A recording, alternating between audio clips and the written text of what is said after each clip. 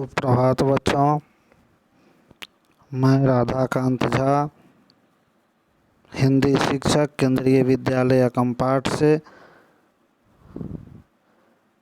इस वीडियो में आप सभी का स्वागत करता हूं। कक्षा 7वीं के हिंदी पाठ्य पुस्तक वसंत भाग 2 का पाठ 5 है, मिठाई वाला। तो इस वीडियो में हम इसका वाचन करेंगे, पठन या वाचन करेंगे। तो अब हम इसको प्रारंभ करते हैं। बहुत ही मीठे स्वरों के साथ वह गलियों में घूमता हुआ कहता, बच्चों को बहलाने वाला, खिलौने वाला। इस अधूरे वाक्य को वह ऐसे विचित्र किंतु मादक मधुर ढंग से गाकर कहता कि सुनने वाले एक बार अस्थिर हो उठते। उसके स्नेहाभिषिक्त कंठ से फूटा हुआ गान सुनकर निकट के मकानों में हलचल मच जाती। छोटे छोटे बच्चों को अपनी गोद में लिए युवतियाँ चीखों को उठाकर छज्जों पर नीचे झांकने लगती। गलियों और इनके अंतर्व्यापी छोटे छोटे उद्यानों में खेलते और इठलाते हुए बच्चों का झुंड उसे घेर लेता और तब वह खिलौने वाला वहीं बैठकर खिलौने की पेटी खोल देता। बच्चे खिलौने देखकर पुलकित हो उठते। वे पैसे लाकर खिलौने का मोल भाव करने लगते। पूछते, इसका दाम क्या है? और इचका। खिलौने वाला बच्चों को देखता और उनकी नन्ही नन्ही उंगलियों से पैसे ले लेता और बच्चों की इच्छा अनुसार उन्हें खिलौने दे देता। खिलौने लेकर फिर बच्चे उछलने कूदने लगते और तब फिर खिलौने वाला उसी प्रकार गाकर कहता, बच्चों को बहलाने वाला, खिलौने वाला। सागर की हिलोरों की भांति उसका यह मादक गान गली भर के मकानों में इस ओर से उस ओर तक लहराता हुआ पहुंचता और खिलौने वाला आगे बढ़ जाता। राय विजय बहादुर के बच्चे भी एक दिन खिलौने लेकर घर आए। वे 2 बच्चे थे, चुन्नू और मुन्नू। चुन्नू जब खिलौने ले आया तो बोला, मेला घोड़ा कैसा सुंदर है। कहने का मतलब मेरा घोड़ा कैसा सुंदर है। मुन्नू बोला, और देखो मेला कैसा सुंदर है। दोनों अपने हाथी घोड़े लेकर घर भर में उछलने लगे। इन बच्चों की माँ रोहिणी कुछ देर तक खड़े खड़े उनका खेल निरखती रही। अंत में दोनों बच्चों को बुलाकर उसने पूछा, अरे ओ चुन्नू मुन्नू, ये खिलौने तुमने कितने के लिए हैं? मुन्नू बोला, 2 पैसे में। खिलौने वाला दे गया है। रोहिणी सोचने लगी, इतने सस्ते कैसे दे गया है। यह तो वही जाने, लेकिन दे तो गया ही है, इतना तो निश्चय है। एक जरा सी बात ठहरी। रोहिणी अपने काम में लग गई। फिर कभी उसे इस पर विचार करने की आवश्यकता भी भला क्यों पड़ती। यही है खिलौने वाले का चित्र। 6 महीने बाद नगर भर में 2-4 दिनों से एक मुरली वाले के आने का समाचार फैल गया। लोग कहने लगे, भाई वाह, मुरली बजाने में वह एक ही उस्ताद है। मुरली बजाकर गाना सुनाकर वह मुरली बेचता भी है, सो भी 2-2 पैसे में। भला इसमें उसे क्या मिलता होगा? मेहनत भी तो न आती होगी। एक व्यक्ति ने पूछा, कैसा है वह मुरली वाला? मैंने तो उसे नहीं देखा। उत्तर मिला, उम्र तो उसकी अभी अधिक न होगी, यही 30-32 का होगा। दुबला पतला गोरा युवक है। बीकानेरी रंगीन साफा बांधता है। वही तो नहीं जो पहले खिलौने बेचा करता था? क्या वह पहले खिलौने भी बेचा करता था? हाँ, तो आकार प्रकार तुमने बतलाया उसी प्रकार का वह भी था, तो वही होगा। पर भाई है वह एक उस्ताद। प्रतिदिन इसी प्रकार उस मुरली वाले की चर्चा होती। प्रतिदिन नगर की प्रत्येक गली में उसका मादक मृदुल स्वर सुनाई पड़ता, बच्चों को बहलाने वाला मुरलिया वाला। रोहिणी ने भी मुरली वाले का यह स्वर सुना, तुरंत ही उसे खिलौने वाले का स्मरण हो आया। उसने मन ही मन कहा, खिलौने वाला भी इसी तरह गा गा कर खिलौने बेचा करता था। अब आगे देखिए, रोहिणी उठकर अपने पति विजय बाबू के पास गई। जरा उस मुरली वाले को बुलाओ तो चुन्नू मुन्नू के लिए ले लूं, क्या पता वह फिर इधर आए न आए, वे भी जान पड़ता है पार्क में खेलने निकल गए हैं। विजय बाबू एक समाचार पत्र पढ़ रहे थे। उसी तरह उसे लिए हुए वे दरवाजे पर आकर मुरली वाले से बोले, क्यों भाई, किस तरह देते हो मुरली? किसी की टोपी गली में गिर पड़ी, किसी का जूता पार्क में ही छूट गया और किसी की सोथनी पाजामा ही ढीली होकर लटक आई, और इस तरह दौड़ते हाँफते हुए बच्चों का झुंड आ पहुंचा। एक स्वर से सब बोल उठे, अम्बी अम्बी लेन दे मुरली, अम्बी लेन दे मुरली, यानी कि मैं भी लूँगा मुरली, मैं भी लूँगा मुरली। मुरली वाला हर्ष गदगद हो उठा, बोला सबको देंगे भैया, लेकिन ज़रा रुको, ठहरो, एक एक को देने दो, अभी इतनी जल्दी हम कहीं लौट थोड़े ही जाएंगे, बेचने तो आए ही हैं, और हैं भी इस समय मेरे पास एक दो नहीं, पूरी 57 57। हाँ बाबूजी, क्या पूछा था आपने, कितने की दी?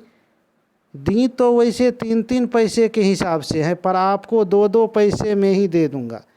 विजय बाबू भीतर बाहर दोनों रूपों में मुस्कुरा दिए। मन ही मन कहने लगे, कैसा है, देता तो सबको इसी भाव से है, पर मुझ पर उल्टा एहसान लाद रहा है। फिर बोले, तुम लोगों की झूठ बोलने की आदत होती है, देते होगे सभी को 2-2 पैसे में, पर एहसान का बोझा मेरे ही ऊपर लाद रहे हो। मुरली वाला एकदम अप्रतिभ हो उठा, बोला, आपको क्या पता बाबूजी कि इनकी असली लागत क्या है? यह तो ग्राहकों का दस्तूर होता है कि दुकानदार चाहे हानि उठाकर चीज़ क्यों न बेचे, पर ग्राहक यही समझते हैं दुकानदार मुझे लूट रहा है। आप भला काहे का विश्वास करेंगे, लेकिन सच पूछिए तो बाबूजी, असली दाम 2 ही पैसा है।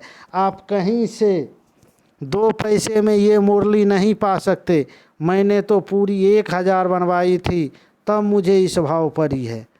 विजय बाबू बोले, अच्छा मुझे ज़्यादा वक्त नहीं, जल्दी से 2 ठो निकाल दो, यानी कि 2 पीस दे दो। 2 मुरलियाँ लेकर विजय बाबू फिर मकान के भीतर पहुंच गए। मुरली वाला देर तक उन बच्चों के झुंड में मुरलियाँ बेचता रहा। उसके बाद कई रंग की मुरलियाँ थी, उसके पास कई रंग की मुरलियाँ थी। बच्चे जो रंग पसंद करते, मुरली वाला उसी रंग की मुरली निकाल देता। यह बड़ी अच्छी मुरली है, तुम यही ले लो बाबू, राजा बाबू तुम्हारे लायक तो बस यह है। हाँ भैया, तुमको वही देंगे, ये लो, तुमको वैसी न चाहिए, यह नारंगी रंग की, अच्छा वही लो। ले आए पैसे? अच्छा ये लो तुम्हारे लिए, मैंने पहले ही से यह निकाल रखी थी, तुमको पैसे नहीं मिले, तुमने अम्मा से ठीक तरह से मांगे न होंगे। धोती पकड़कर पैरों में लिपटकर अम्मा से पैसे मांगे जाते हैं। बाबू, हाँ फिर जाओ, अब की बार मिल जाएंगे, दुवन्नी है तो क्या हुआ, ये लो पैसे वापस लो, ठीक हो गया न हिसाब, मिल गए पैसे। देखो मैंने तरकीब बताई। अच्छा अब तो किसी को नहीं लेना है, सब ले चुके, तुम्हारी माँ के पास पैसे नहीं, अच्छा तुम भी यह लो, अच्छा तो अब मैं चलता हूँ। इस तरह मुरली वाला फिर आगे बढ़ गया। आज अपने मकान में बैठी हुई रोहिणी मुरली वाले की सारे बातें सुनती रही। आज भी उसने अनुभव किया, बच्चों के साथ इतने प्यार से बातें करने वाला फेरी वाला पहले कभी नहीं आया। फिर वह सौदा भी कैसा सस्ता बेचता है, भला आदमी जान पड़ता है। समय की बात है जो बेचारा इस तरह मारा मारा फिरता है, पेट जो ना कराए सो थोड़ा। इसी समय मुरली वाले का क्षीण स्वर दूसरी निकट की गली में से सुनाई पड़ा, बच्चों को बहलाने वाला मुरलिया वाला। रोहिणी उसे सुनकर मन ही मन कहने लगी, और स्वर कैसा मीठा है इसका, कुछ दिनों तक रोहिणी को मुरली वाले का यह मीठा स्वर और उसकी बच्चों के प्रति वे स्नेहसिक्त बातें याद आती रही। महीने के महीने आए और चले गए, फिर मुरली वाला न आया। धीरे धीरे उसकी स्मृति भी क्षीण हो गई। 8 मास बाद सर्दी के दिन थे। रोहिणी स्नान करके मकान की छत पर चढ़कर आजानुलंबित केश राशि सुखा रही थी। इस समय नीचे की गली में सुनाई पड़ा बच्चों को बहलाने वाला मिठाई वाले का स्वर उसके लिए परिचित था। झट से रोहिणी नीचे उतर आई। उस समय उसके पति मकान में नहीं थे। हाँ, उनकी वृद्धा दादी थी। रोहिणी उनके निकट आकर बोली, दादी, चुन्नू मुन्नू के लिए मिठाई लेनी है, जरा कमरे में चलकर ठहराओ। मैं उधर कैसे जाऊं, कोई आता न हो। जरा हटकर मैं भी चीख की ओट में बैठी रहूंगी। दादी उठकर कमरे में आकर बोली, ए मिठाई वाले, इधर आना। मिठाई वाला निकट आ गया, बोला, कितनी मिठाई दूं? माँ, ये नए तरह की मिठाइयाँ हैं, रंग बिरंगी, कुछ कुछ खट्टी, कुछ कुछ मीठी, जायकेदार, बड़ी देर तक मुंह में टिकती हैं, जल्दी नहीं घुलती, बच्चे बड़े चाव से चूसते हैं। इन गुणों के सिवा ये खांसी भी दूर करती है। कितनी दूं?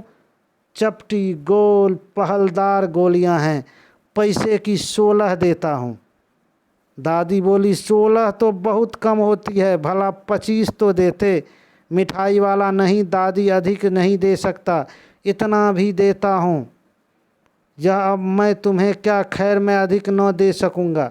रोहिणी दादी के पास ही थी। बोली, दादी फिर भी काफ़ी सस्ता दे रहा, 4 पैसे की ले लो, यह पैसे रहे। मिठाई वाला मिठाइयाँ गिनने लगा। तो 4 ही दे दो। अच्छा, 25 नहीं सही, 20 ही दो। अरे हाँ, मैं बूढ़ी हुई, मोल भाव मुझे ज़्यादा करना आता भी नहीं। कहते हुए दादी के पोपले मुंह से जरा सी मुस्कुराहट फूट निकली। रोहिणी ने दादी से कहा, दादी, इससे पूछो तुम इस शहर में और कभी भी आए थे या पहली बार आए हो? यहाँ के निवासी तो तुम हो नहीं। दादी के इस कथन को दोहराने की चेष्टा की ही थी कि मिठाई वाले ने उत्तर दिया, पहली बार नहीं, और भी कई बार आ चुका हूँ। रोहिणी चीख की आड़ से बोली, पहले यही मिठाई बेचते हुए आए थे या और कोई चीज़ लेकर? मिठाई वाला हर्ष, संशय और विस्मयादि भावों में डूब कर बोला, इससे पहले मुरली लेकर आया था और उससे भी पहले खिलौने लेकर। रोहिणी का अनुमान ठीक निकला। अब तो वह उससे और भी कुछ बातें पूछने के लिए अस्थिर हो उठी और वह बोली, इन व्यवसायों में भला तुम्हें क्या मिलता होगा? वह बोला, मिलता भला क्या है, यही खाने भर को मिल जाता है, कभी नहीं भी मिलता है, पर हाँ, संतोष, धीरज और कभी कभी असीम सुख जरूर मिलता है, और यही मैं चाहता भी हूँ। सो कैसे, यह भी बताओ।